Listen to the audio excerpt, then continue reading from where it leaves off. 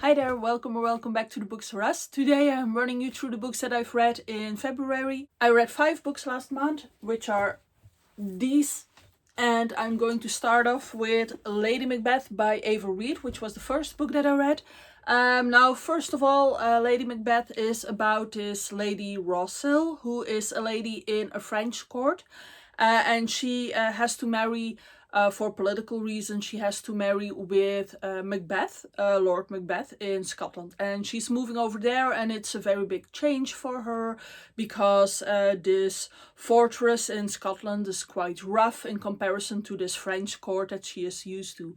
Now, Lady Rossel is quite special herself because there is this history surrounding her. It is said that she was touched by a witch and that now men cannot look upon her or otherwise they will be ensorcelled by her. They will be enchanted by her and she will be able to make them do whatever she wants.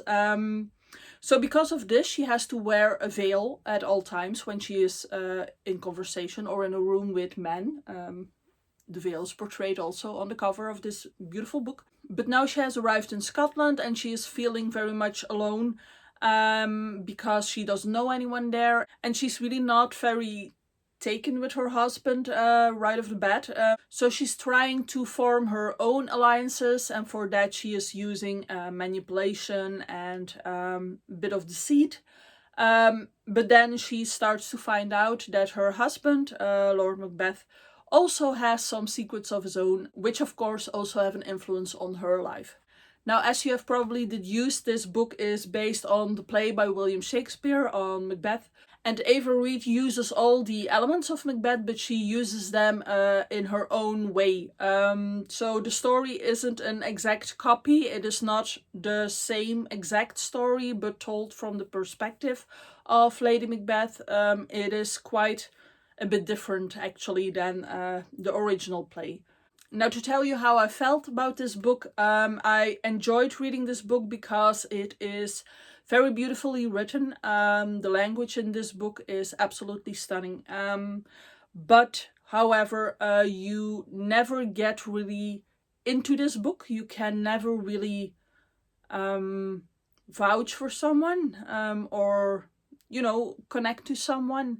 And I made this other video in which I did a comparison between Ava Reid and Taylor Jenkins Reid.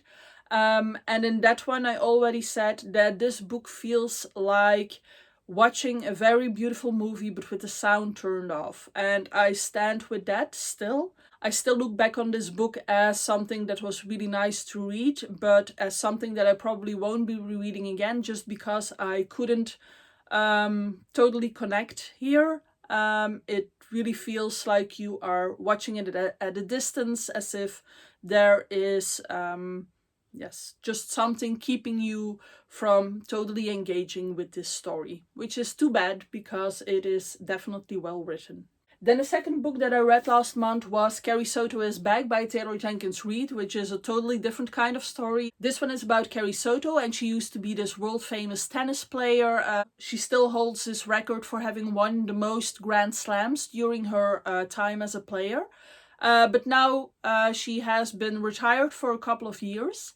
And this other girl is coming up in female tennis, and she is threatening to take over this record that Carrie Soto is still holding, which convinces Carrie Soto to make her comeback. And because of that, we get her whole story from the beginning when she first started off playing tennis as a little girl, and how she grew up with that, the relationship with her father, romantic relationships, and everything to do with that. But the main story is definitely focused on tennis. It's all about tennis, about the matches and about the Grand Slams. And it is very interesting to read, which is kind of surprising for a book that is completely about tennis, because it's not like I'm much of a tennis fan or anything like that. So I think it is really well done because I wanted to finish this book. I wanted to know everything that happened. So yes, I very much enjoyed this one. Taylor Jenkins Reid really knows how to write a book that makes you want to finish, makes you want to read to the end and know everything that happens, and she writes people in a very interesting way, and you want to know their life story, their whole life story. Now, the third book that I read was Project Hail Mary by Andy Weir. I was very much looking forward to reading this book, and I was unfortunately very much disappointed with this book. First of all, what is about, it is about this teacher who teaches science to middle graders, and once upon a time, when he was at university, he wrote this thesis about different life forms that are not based on water, which apparently is something special. And now, of course, something has come up. There is this microbe in the atmosphere, sort of a microbe, I think, that is slowly eating all the sun's energy. And this, of course, is a big threat to Earth. And in order to investigate these microbes, this teacher is actually asked to come in and help the whole world figure out what to do. And it's really not... Meow. Meow.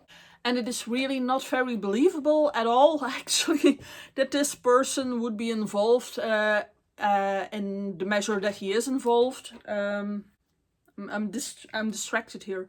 I feel like I am telling the story wrong. So it actually starts with this man who doesn't remember his name and who wakes up on this aircraft far, far away in space, together with two other astronauts who are apparently dead.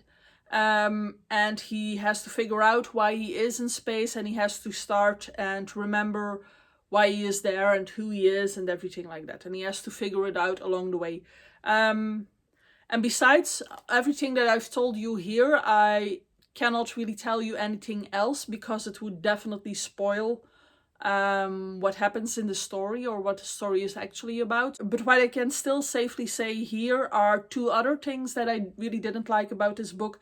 One of which is, of course, that everything in here is being explained in a scientific way, which I know science fiction is all about, but I really did not like the way in which everything here was supposed to be like scientifically possible, because it really wasn't, and it was so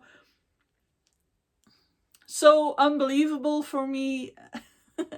And I really, really didn't like how they try to make it seem realistic. Yeah, that was not for me. And then also this main character, he has this sense of humor that you have to be into that kind of humor.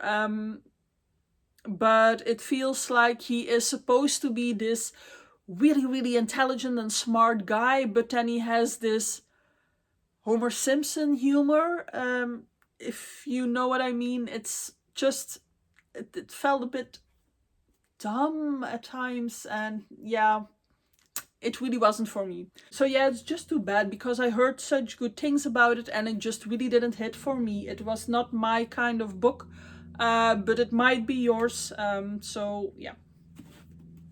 Next, I turn to Station 11 by Emily St. John Mandel, which is a very different book. This was written, I think, a good 7 or 8 years before the COVID-19 thing happened, the whole coronavirus thing.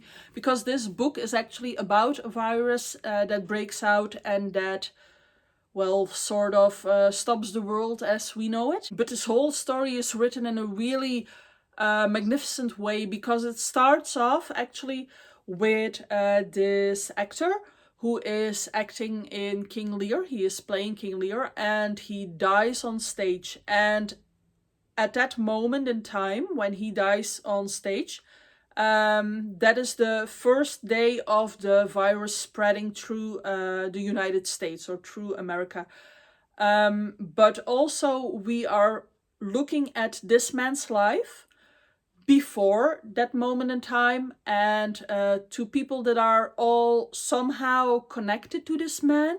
And we are looking both at their lives before the virus and after the virus, but everything is mixed up, so to say. So we have these parts where we have this little girl who was also starring in this King Lear performance. And then we also see her 20 years later when she is traveling through this post-apocalyptic United States landscape together with an orchestra, and they move from city to city and they play music and they perform Shakespearean plays in order to entertain the people if they still want to, because there are of course also cities that don't want any intruders. We are living in a time where electricity doesn't exist anymore, and it is just really interesting to have all these different characters and to see them both before and after this big change in the world happened.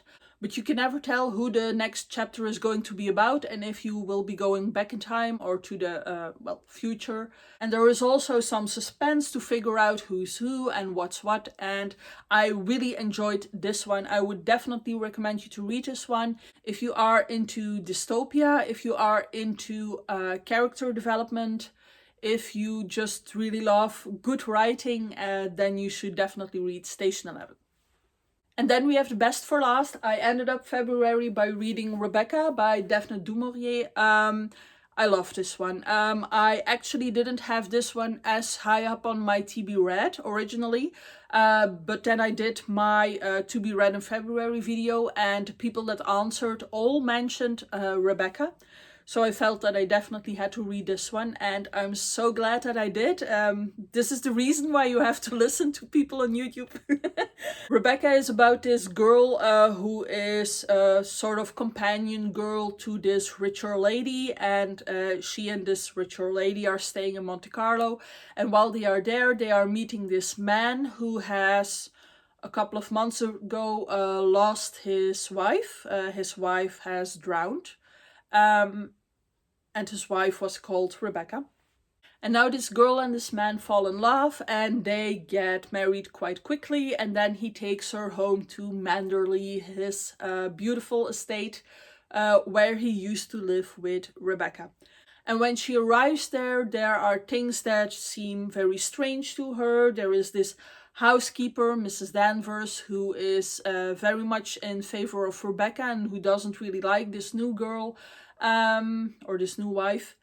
And there are beautiful rooms in the house that she really isn't allowed to go to. Well, she can go there, but she really feels like she isn't supposed to go there because they used to be Rebecca's rooms. And then there are other things near the beach which she discovers to be Rebecca's. And she really feels like Rebecca is the woman that her husband truly loved, and that she is an imposter and that she cannot possibly replace Rebecca in this beautiful place that she actually really loves. And a lot more happens, and there is a lot more to discover, but I definitely don't want to spoil this one if you haven't read it yet, because I truly mean it if I say that you have to read this book. I'm so glad I did. I cannot believe that I didn't read this already. It is so very much a book for me. It has this English estate, this beautiful house with these beautiful gardens and the sea close to it, and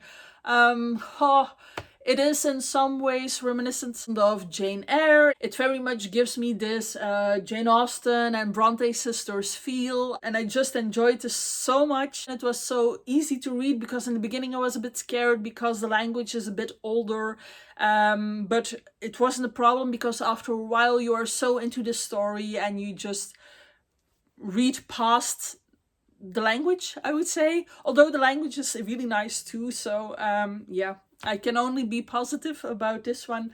The only thing that I found very sad is that this girl who is supposed to be the main character doesn't have a name, and I think that people who had to read this for school and had to analyze this have been hit over the head too many times now by saying that this main character doesn't have a name, and does that make her the main character or not? Is Rebecca the actual main character or not?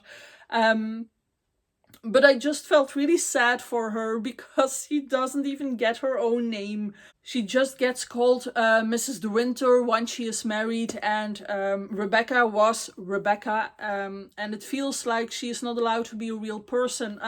Often in this book, all she says is yes, yes, no.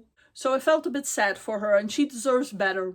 Alright, that's it for me. I hope you read some very good books in February. Tell me about them in the comments. Leave a like if you liked the video. Please subscribe if you haven't done so already. And I hope to see you soon in a following video. Bye!